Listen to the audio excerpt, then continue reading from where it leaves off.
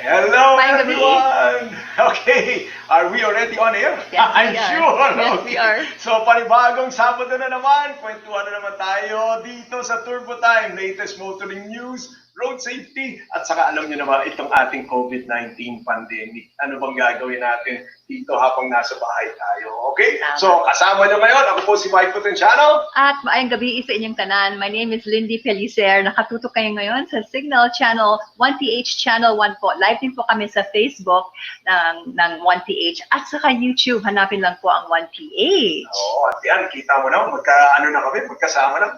Meron pa konting social distancing. Konti lang kasi isang bahay lang naman tayo, Mike. Mike. Medyo kami naka-wireless na earphones at nag-share lang sa isa. Oh, sweet, di ba? Oh, Pati earphones sila-share. Okay. So, ayan, mapapanood nyo rin tayo, obviously, sa Facebook, no, ng 1ph.com. So, ayan. At saka, obviously, yung YouTube channel. Oo, so, sinabi ko na yun. Nakakalimutan lahat yan. At ito, syempre, ang ating latest update naman. Yes, yes. So, alam mo naman, kamusta ka naman dyan sa, I'm sure, alam mo, nagbago na naman, extended ng ating ECQ, May 15 na. And dito kami sa Muntinlupa, alam nyo, meron rin kaming yung ating mga quarantine pass, binigyan lang na tigata 3 araw para yun na lang aming pwedeng lumabas ng aming bahay. Oo, so, like katulad tayo, area namin, Tuesday, Thursday, and Saturday na lang kayo makakalabas. So I think they tightened up and I think it's also better for all of us talaga. Yes, so medyo marami pa rin mga dito pasaway. Talaga kailangan pa rin medyo hipitan natin. Yes, yes. And also COVID-19 updated numbers as of April 25, 4 p.m. from the DOH. Confirmed cases, 7,294 and 102 new ones. Tapos, pero maganda naman is meron naman tayong 30 new recoveries. Yes, that's a good part. Mas maraming recoveries ngayon than the fatalities po. Pero alam nyo, medyo rin masama ang loob dahil kahit marami na nagre-recover, wala pa rin tayo makitang vaccine, wala pa rin tayo makitang cure para dyan sa ating COVID-19. So, kung meron kayong alam kung paano mawala yung COVID-19, ako 50 million pesos worth na ang bibigay ng Philippine government. Wow! Kaya talaga naghahanap na ang dami na. Meron ng virgin coconut oil, ang dami mga ginger. And even sa foreign Filipinos are already chipping in. Yan, naghahanap na sila lahat. Actually, my only thing there is COVID-19 or any flu or any virus will always attack your immune system. Kaya dapat palakasin lagi ang immune system. Ngayon, sa balita naman. Maraming balita, Mike. Ay, tayo na, bago naman yan. Tandaan nyo, may mga bisita rin naman tayo. So, nandun sila sa kanilang mga lugar, lalo-lalo na sa Samar, si Congressman EDGAR Sarmiento. Yes, oo. At tinahanap pa rin namin si James DEAKIN dahil last week, hindi namin nahanap. Hopefully, sana maganda ng kanyang connection at makahabol siya ngayon dito sa atin. Oo, at saka si Asik Celine Pialago, ang ating MMDA spokesperson po, ay namimigay ng mga relief goods ngayon and she's on the road now. So we will be magpo-phone patch po tayo with her. Okay, so umpisa na natin ating news. Yes. ECQ extended, still no to public transportation. Well, suspendido pa rin po ang public transportation sa NCR at iba pang lugar na nasa ilalim po ng extended ECQ. So sa ibang areas na nasa ilalim lang ng general community quarantine, maaaring mag-operate na ang mga public transportation. Pero on reduced capacity po ito. Inirekomenda na rin ng mga taxi at bus lamang ang mag-ooperate pero hindi pa ang mga jeep kasi alam mo yung mga jeep, Mike, you're all seated across each other, medyo delikado pa yun. Alam mo, hindi ko maintindihan ngayon, hindi na pwedeng iba na yung new normal pagka may public transport rin dahil hindi pwedeng punuin. So, balita ko, pag sedan, 4 na tao na kasama rin driver, so 3 na lang pasahero. Susunod, yung ating mga UV Express, mabawasan rin, ang dami ng pwede. I'm sure masaya rin ang mga tao dahil kakaunti, hindi na sila para sa sardinas. Dahil lang pa, ang lahat dyan sa UV Express. At saka sa bus rin, ganun rin. Hindi na pwedeng sunod-sunod, tikit-tikit. So, there will be a lot of spaces. A lot of spaces. Kaya lang lugi yung mga drivers, so operators kasi konti lang. But it's okay. We have to stay healthy po and take the virus away. So, mahirap yan pag Hindi lumabas. Okay, so ngayon Ikaw susunod naman ang ating Kawit Cavite, Mayor si Angelo Aguinaldo as option of yung vintage car. So ito, pina-optionan ni Mayor Angelo Aguinaldo ang kanyang 1969 Dodge Charger. Ito isang vintage car na actually classic na kotse ito para makatulong sa mga kakawitenyo, no? Mga taga-kawit sa gitna ng banta ng ating COVID-19. So ilalaan daw ang perang malilikom sa mga programa ng LGU para sa senior citizens. So ang message ni Mayor Aguinaldo, mahalaga man ang sasakyan na ito, yung Dodge Charger, pero para sa akin, higit naman ang mas mahalaga ang kapakanan at kalusugan ng ating nasasakupan. Yan ang public servant. Yes, yan ang tama. Yan ang kanya na i-option. Wow, ang ganda! Alam mo, meron tayong isang project na supposed to be papaganda yan ganyan. And it's supposed to be as nice as that, pero grabe, ang ganda nito. Mabilis yung kotse niyan, ha? And congratulations. It's a good job. Talaga Mayor Angelo Aguinaldo for leading the way para i-option off yung kotse na yan. Also, PNP intensifies ops versus non-essential rides. Mas mahigit pa sa pag-check sa... Oops. Ang dami ng pop-up. Mas mahigit na magpapacheck sa mga private vehicles para sa mga posibleng home quarantine violations na ipapatupad ng PNP. Maaring mas Ganon. Ayun. Temporary ma-issuehan ng temporary operator's permit or ordinance violation receipt ang mga private vehicles na minamaneho na may sakay na unauthorized persons outside the residence or UPOR, that's short for that. Ang mga APOR or UPOR, authorized persons outside residence, katulad ng mga frontliners ang papayagan dumaan sa mga quarantine control points ng QCP. Pero ng mahigit ng 100 motorists na pala na-apprehend dahil dito ng violations nila. And ngayon, dito rin sa amin, obviously, isang kotse na, isang tao, isang kotse, pag isa lang ang quarantine pass nyo. At kung ikaw rin ay walang kotse, siguradong mag-isa ka lang pwede mo. Ang mga nangyayari ngayon at napakadami talaga ng mga nangyayari. Pero alam nyo, yung normal, kasi alam mo, hindi naman sana, but hindi pa natin nakukuha yung talagang peak. No? We have 200 plus cases pa rin every day at least na merong mga reported na bago and yan ay nagpapakita na packet pa rin. And yan ay wala pa tayong mass testing, no, ng COVID. Yun, dapat malaman na. I'm really for that. Sana ma-test na tayong lahat so ma-isolate na talaga yung mga may COVID, no? Okay, so bago tayo mag-break, tayo muna sasabanggitin muna natin ating survey question. At ito naman ang ating gusto malaman sa inyo.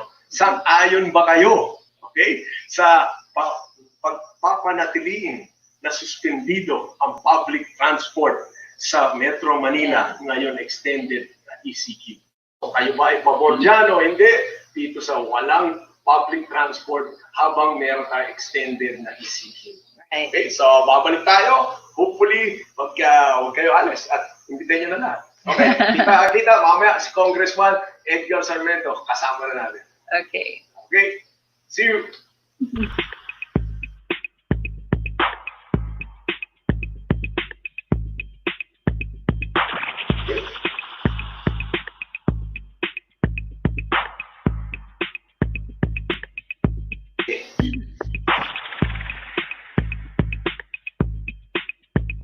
Ano mag-introduce?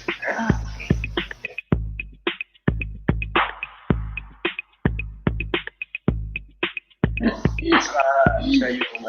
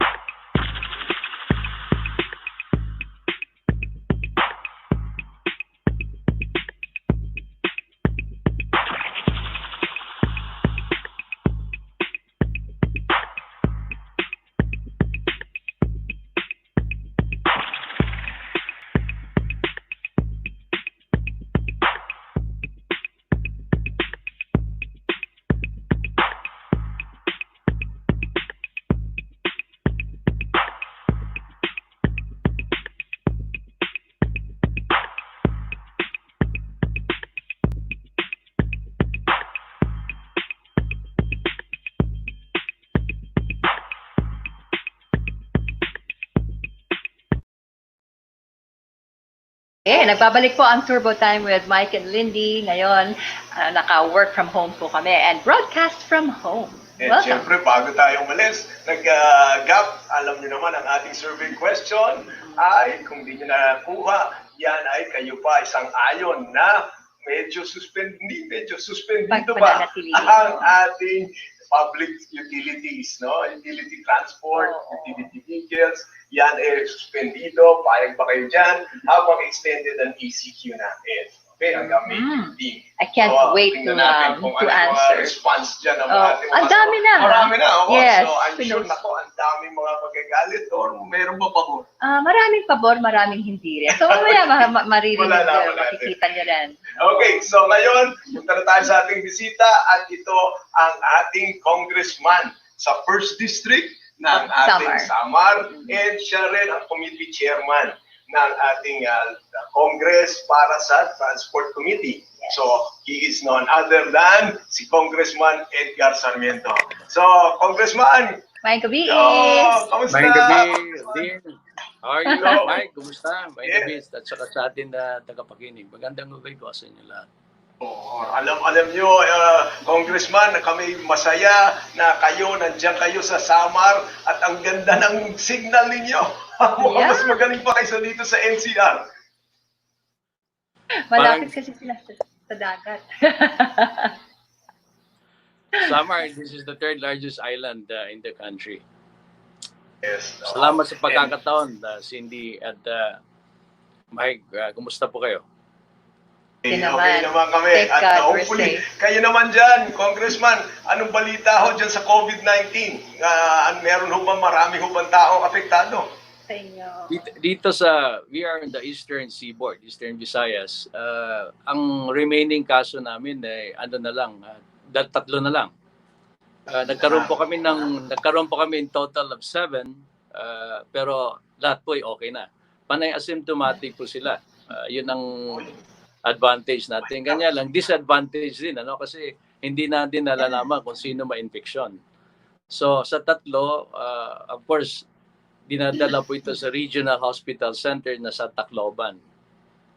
Galing doon, syempre, i-manage po sila ng hospital, 14 days incubation period. Patapos na po, graduado na sila halos lahat.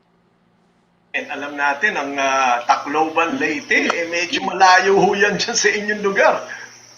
Almost 4 hours po ito. Galing po sa Calbayog City, the city where the 1st district is of Samar.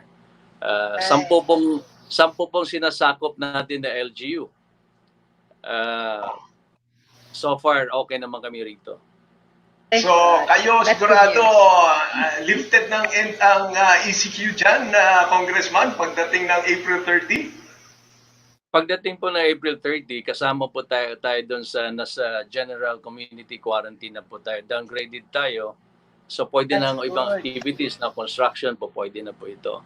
And ito ay, Mike, Lynn, gusto ko lang sabihin, ay sinadjust po rin natin dito sa IATF kung po pwede. Yung ibang areas na hindi naman mababang infection, dapat ilagay na po natin ang ibang economic activities para naman gradually babalik po tayo sa normal. Siyempre, there are 81 provinces of the land. 50 po ang may tama ng medyo mataas-taas ang COVID cases. Pero dito po sa metropolitan centers talaga, kung saan nasasakop yung NCR, ang mataas po ang kaso. Nasa 95% po ang kaso nasa Luzon. 2% naman sa Visayas, 3% naman nasa Mindanao. So tama naman ang ginawa ng IATF, the Presidente, na extend muna natin up to May 15 ang NCR, ang Luzon, I think Metro Cebu, Metro Davao. Yung iba, bubuksan na po. Which leads me to our first question. Now that it has been extended to May 15 in some areas, especially ours here, how will the public transportation landscape adjust po to that? Yes, so mas broaden na tayo. Dito sa madali lang dito sabihin natin sa ibang areas, kasi ang problema naman talaga sa mass public transportation system ay nasa capital region. Metro Manila, Metro Cebu, Metro Davao because of course, population, then overcapacity na yung vehicle. Siyempre, dapat kung ako si DOTR, pinaplano na. Yun naman talagang ginagawa nila Secretary Artugade and the Department of Transportation. Inahanda na po tinatawag natin na post ECQ scenario. Dito sa land transportation, siyempre ang Metro Manila, kasama po sila sa extension. So wala pa rin po tayong public transportation system sa ngayon. Because the reason of which, kailangan po natin i-contain pa rin ang infection, itong kalaban natin na hindi natin nakikita. And this is something hindi natin, never in our generation na nakita. The world really is having such a problem, hindi lang po sa atin. At nakikiusap po ako na sana intindihin na kaunti na lang pong panahon. At ang dapat mong gawin natin, kaya in-extend po ito, naninigurado lang po ang Department of Health, ang IATF, at tayong lahat na sana ang infection natin ay bumaba na.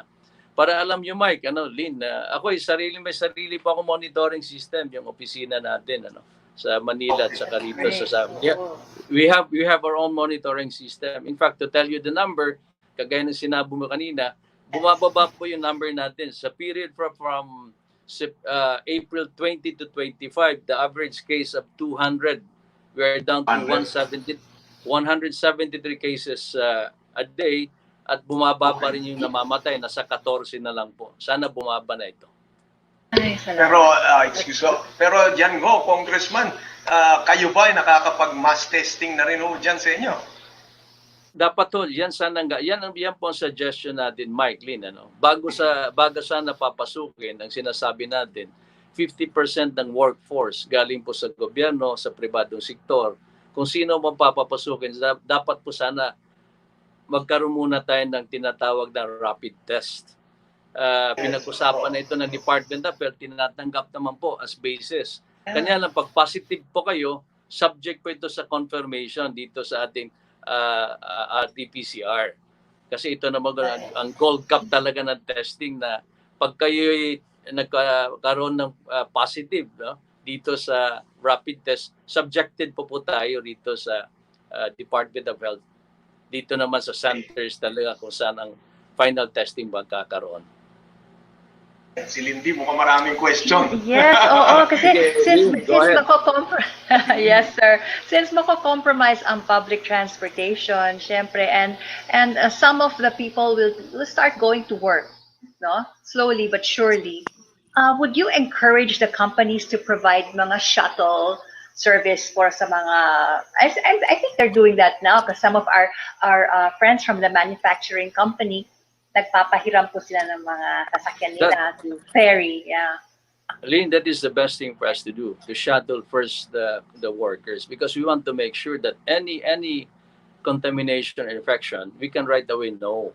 So the best thing really is to contain the workers by providing them a free shuttle service from the work to the office. Dapat yan sana modelo natin.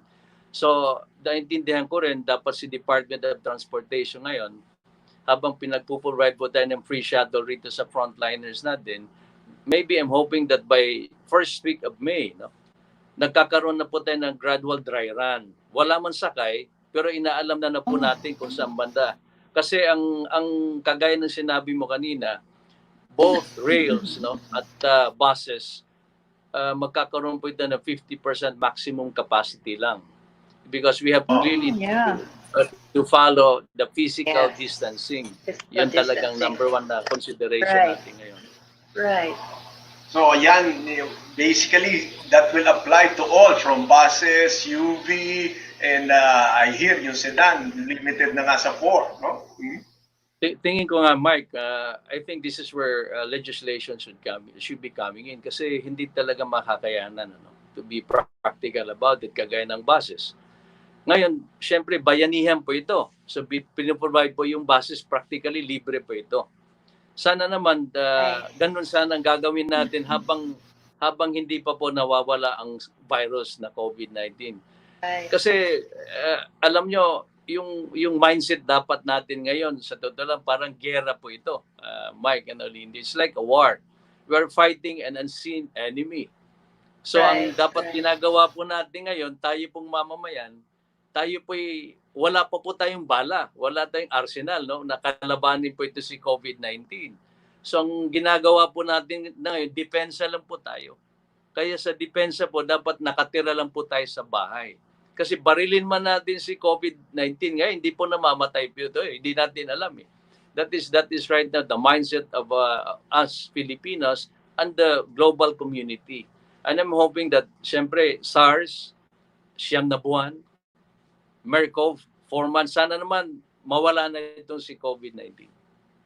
Okay, ako naman medyo may importanteng tanong kasi mayroon tayong mga restrictions sa ating mga government, sa ating mga bus utility vehicles, sa ating private utilities, at saka dyan sa public utilities. Ngayon naman ho, meron ba tayong counting ayuda o mabibigay natin na counting tulong dyan sa one of the hardest hits na industry, which is public transport? Dahil Lahat talagang po, alam natin, ang hirap na sila. Ngayon po lahat ng drivers kasama po sila rito sa Social Amelioration Program. Binibigyan po natin sila. No? Pero down the line, Mike, Lynn, kailangan po magpo-provide talaga ang gobyerno kasi hindi talaga nila kaya. Mantakin mo 50%, 30 to 50% lang ang capacity. Siyempre, lugi po ito. So there should be a form of itong po pinag-uusapan ng Department of Transportation, nagsubmit na po sila sa atin ng post-ECQ nila sa land, tapos na po, maritime, sinabit na po, aviation kasama, rails, kompleto po. Pinag-uusapan natin kung anong maganda talaga at ipipresent po ito sa IATF kasi maghahanda na po ang ating interagency ng guideline po dito sa tinatawag natin sa iba na nalagay na sa General Community Quarantine.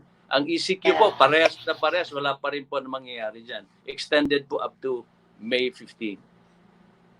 So ngayon, ito si Lindy, merong maganda rin. Before we wrap up, Congressman, ano po ang mga recommendations niyo po about this, especially sa private vehicles and pati sila po, especially them? Dito po sa private vehicles, alam naman po. In fact, iba-iba po. Sa Cebu, nagkaroon na sila ng ad-even para i-discourage po talaga. Ngayon po na mayroon po tayong enhanced community quarantine. Yun lang sana yung tinatawag natin na A4 or APOR, no? Approved person outside the residence. Sundin lang po natin ito. Kaya po na-extend ito kasi tumaas po ang infection natin. No? The virus, the number of cases tumataas po. We want to contain this kasi intindihan po natin, hirap po ang bayan natin. We are giving practically 18 million families subsidy. At sinabi nito nung pinalabas ni Presidente at ang cabinet natin, sinasabi na hindi po infinite ang pera ng bayan po natin. Kung gusto po natin tulungan, nakikiusap po ako, sana respetuhin po natin talagang tinatawag na quarantine. Dito muna tayo sa bahay, pasensya talaga tayo. Gusto mo natin lumabas, kaunti na lang po ito. Sana magtulungan tayo at wag natin kalimutan Lindy, Mike, yung pinaka-importante, we have to pray.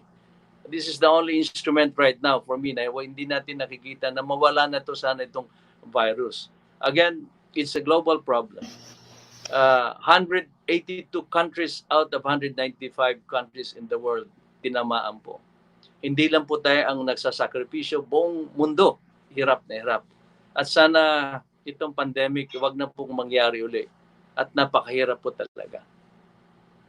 Ngayon, bago tayo umalis, ang aking gusto lang sabihin is sa mga ating kababayan, tama-tama ho yung sinabi nyo, Congressman, kasi alam mo, ang isang kaibigan ko nagsabi, paano ho nga kasi kung biglang ang mga tao lumabas sa kanilang bahay, hindi sinundan ng ECQ, nagkamali. No, na ibig sabihin, all of a sudden, tumaas na naman ang infection, tumaas ang mga namamatay, wala na hong pera ang ating gobyerno para bigyan ng ayuda, bigyan ng gamot, at bigyan ng mga ventilators and everything, lahat na kailangan. Wala na hong pera.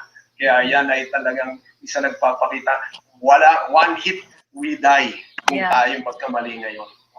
Ako naman, Lynn, Mike, asahan niyo po as the chairman of the Committee on Transportation, pinag-uusapan po natin nila Secretary Tugade ng Department of Transportation ano talagang nararapat. At nakikita niyo naman siguro, kumikilos naman talaga at maganda naman. Ulitin natin, hindi lang po rito nangyayari ito sa ating bayan. Buong mundo po ito. Ang ginagawa po ng gobyerno sa kabutihan po natin. At ako naman nakikiusap, ulitin ko, kaunting panahon. Iasa niyo po sa amin, transportasyon po, pinag-uusapan, anong maganda, sinasabi natin sa the new normal, physical distance, may maskara po tayo, these are the things na sinasabi at alam na alam. Sundin lang po natin. No? Kung sa konting panahon na mabibigay yung tulong, malaki pong epekto ito sa bayan natin. Sa totoo lang, sinabi na po ng Presidente, hirap po, hindi madaling problema. Ngayon lang po nangyari ito. Ang huli po ay 100 years po ago, 102 years to be specific. Something new. Sana wag na po mangyari ulit. Sana po. Let's all pray for that. Yes. Congressman, daghang salamat sa inyo. Ayo-ayo mo din ha. Bye, thank you. Salamat po. Ayo-ayo po mo. Thank you very much for the opportunity. And Magandang imbitahin gabi po namin sa kayo.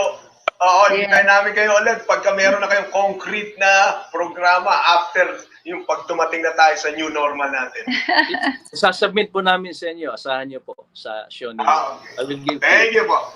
Salamat. Okay. Maraming salamat. Thank you. Congressman. Take care. Good night. Thank you Be very safe. much. Thank you. Okay, Be bye-bye. Thank you. Okay, ang turbo time magbabalik. So after this gap. Okay, Alice.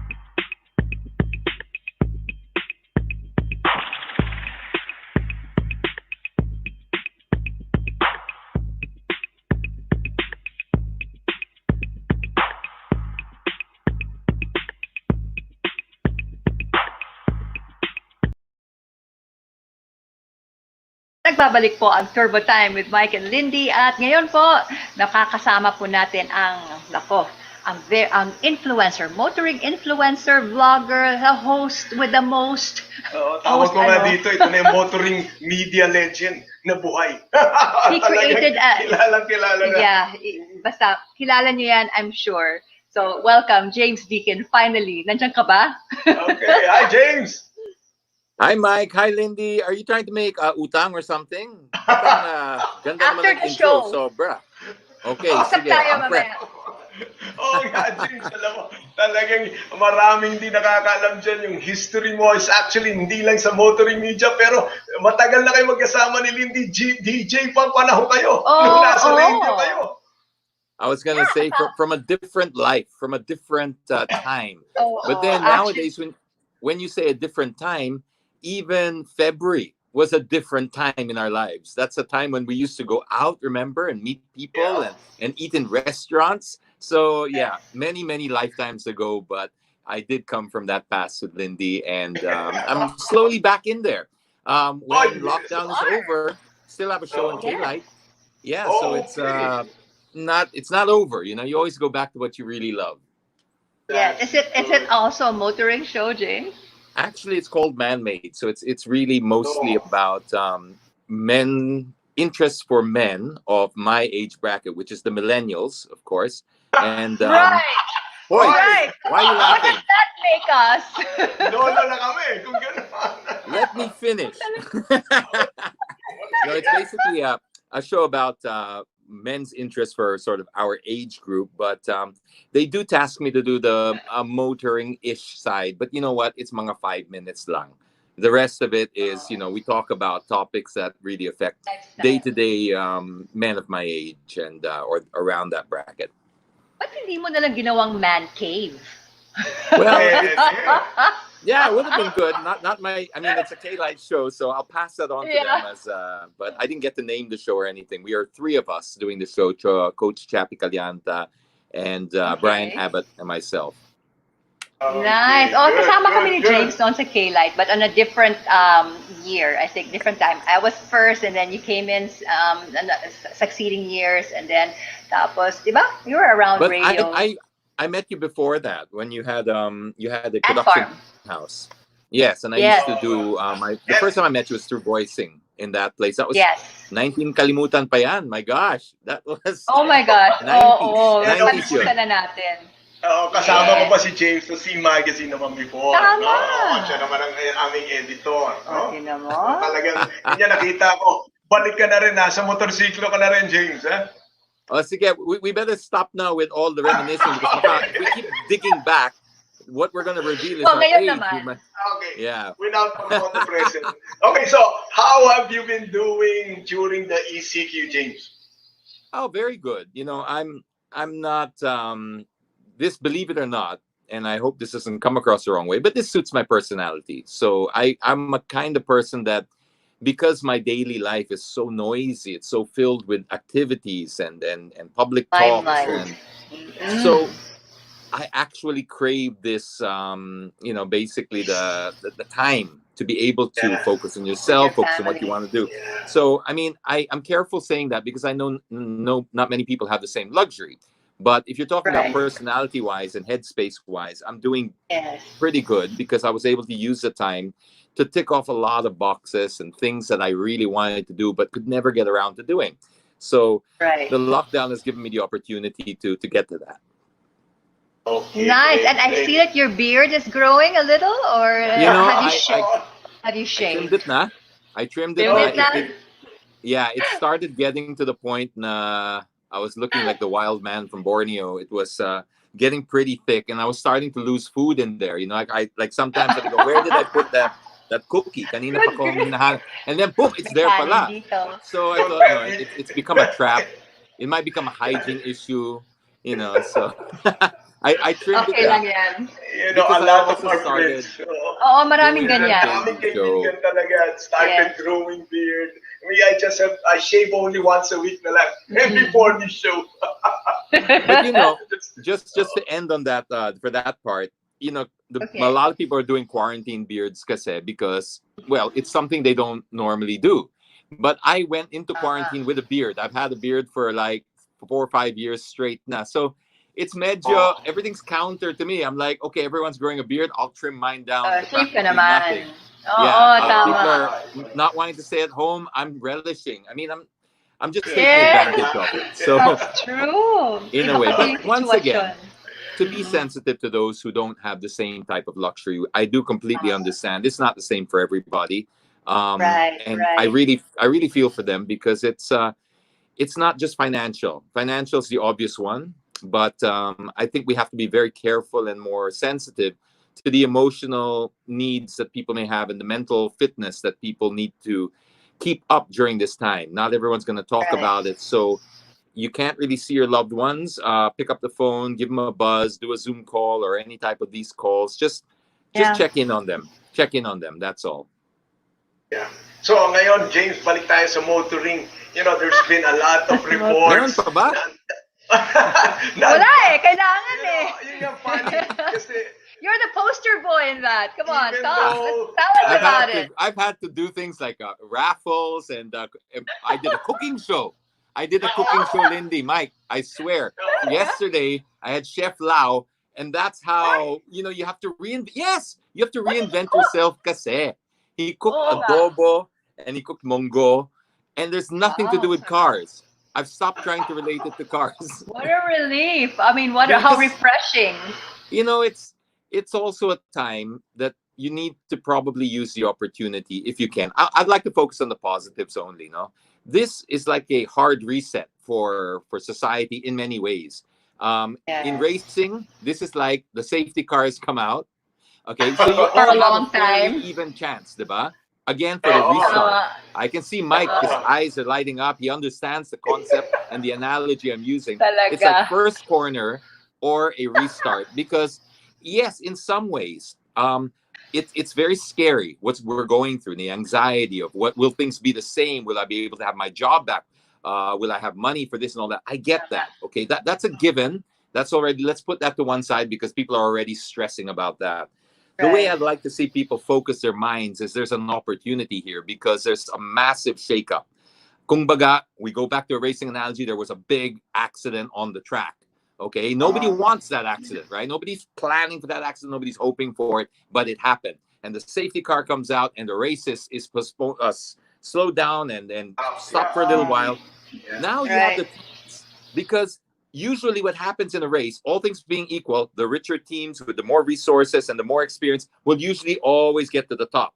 And then the lower teams will always struggle. But when you do this, it's like you roll the dice again, And now the people who don't have the same resources, in my case, or the case of people who don't have the experiences with jobs and stuff that couldn't get jobs before because of experience, you know what? All of a sudden, it's a whole new world out there. We're going to be applying for jobs that never existed before. I guarantee you that.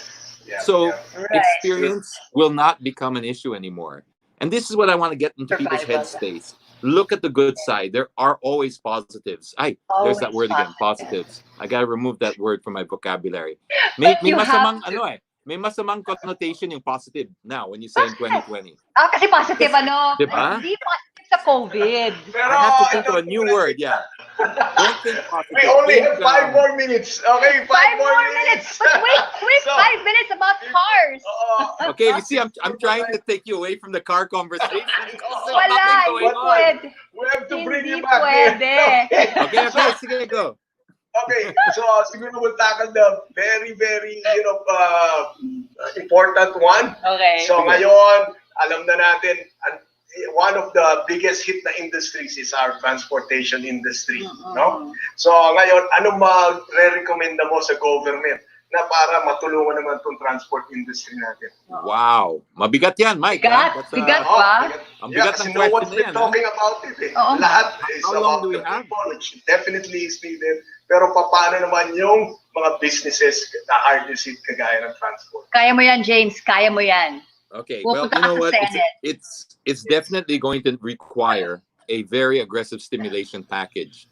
So, the scary part about it is, if we're very honest about it, I know I'm from the car industry, so I bring with it a certain bias, but I'm trying to remove that for a while, because if you look at the whole picture, cars will not be the first thing that people will rush out to buy, because it's a big ticket item.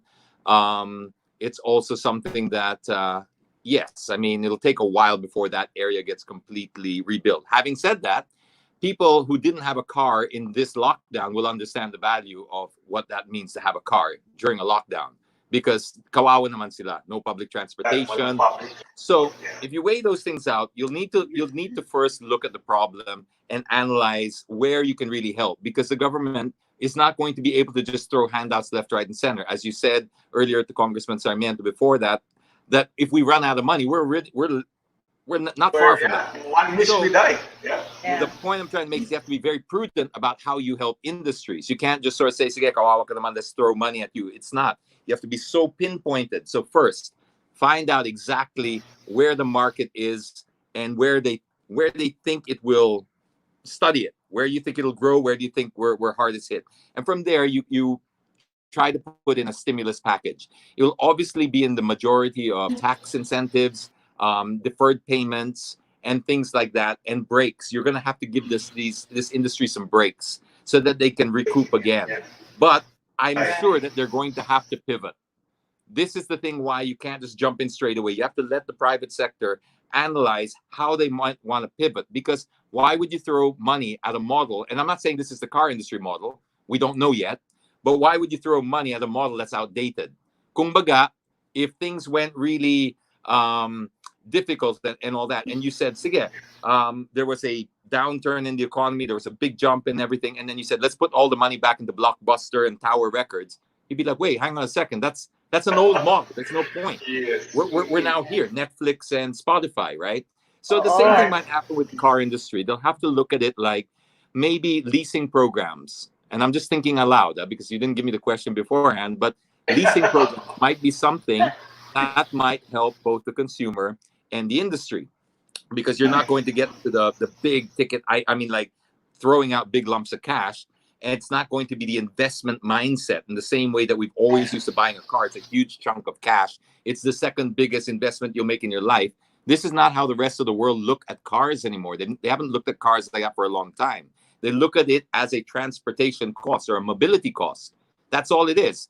I know you both have family in the States, so you know what I'm talking about. When they lease a car there, they don't get as emotionally attached as we do. I'm not saying they don't love their cars, but they don't look at it as an appreciating investment or something that I own this asset. No, it's a mobility payment that you have to make, $500 a month, $1,000 a month, whatever you subscribe to. And then every 2 years, your car changes.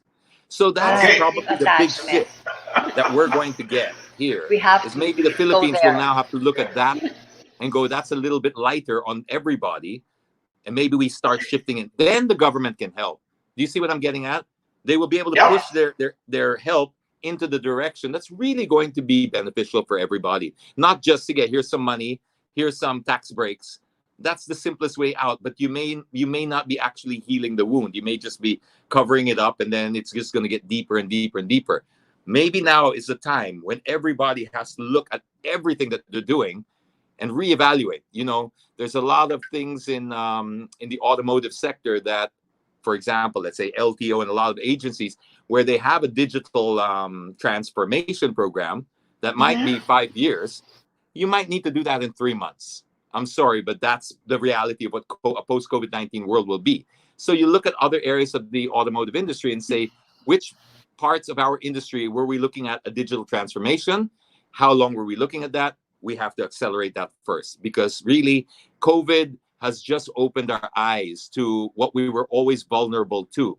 This is the way it's going to go in the future. We just got hit hard, but you know what? Maybe that's what humanity needs. No one's prepared.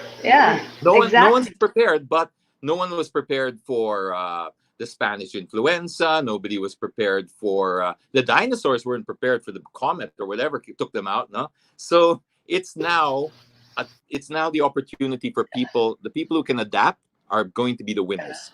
It's not necessarily going to be the smartest people, but the people who know how to pivot. Okay, and maybe electric cars already, James. Huh? Electric cars? Yeah, but Mike, that's another one. That's another one. Yes. You know what? That's a. You see, that's the kind of thinking you have to have. Oh no, dalawang oras na naman po sa inyong dalawa. Wait, no, I like. Okay, you have to cut. We invite you again, bro. Sayang talaga. Wala eh. Sorry, they're cutting us already, but James, definitely we are invited again for the next one. Okay. Maraming salamat. Okay, thanks, guys. Okay, salamat. Ingat. Yeah, stay safe, bro. Okay, bye-bye. Yun po si James Deakin. Ako, napakasaya talaga kwentuhan natin lagi. Ubus ang isang oras kay James. Ay, talaga. Okay. So anyway, guys, hopefully nasayang kayo, nakakuha kayo ng konting, magandang kay Congressman, sa mga legislator natin, Congressman EDGAR Sarmiento, and yung kay James Deakin sa kanyang mga pananaw, at yung kanyang history, hindi lang sa nangyayari ngayon sa industriya ng motoring, but sa nangyayari sa buhay niya sa That's right. Okay, so next week naman si Celine Tialago. Next week na lang ulit tayo. Okay, so mga kasama. Okay, so Lindy, paalam na tayo. Paalam na tayo. Ako si Lindy Felicer for 1PH. Okay, so dito tayo sa... Kami ang Boses ng pinagkaisang Pilipinas. Okay, bye-bye. See you Stay soon, home, guys. stay safe. Yep. Peace.